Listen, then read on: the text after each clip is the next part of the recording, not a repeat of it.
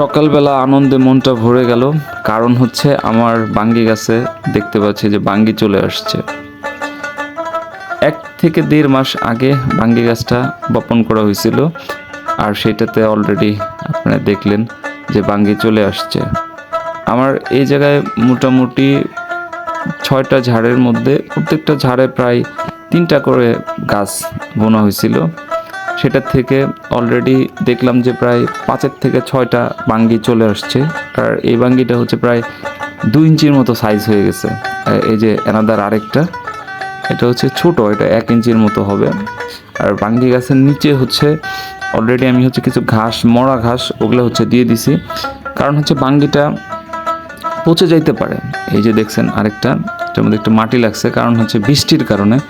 এই যে অ্যানাদার আরেকটা, টোটাল হচ্ছে আমার 5টা বাঙ্গি ধরছে। তো আমি আসলে ফিলিংসটা আমার বলে বোঝাতে পারবো না, অনেক ভালো লাগছে।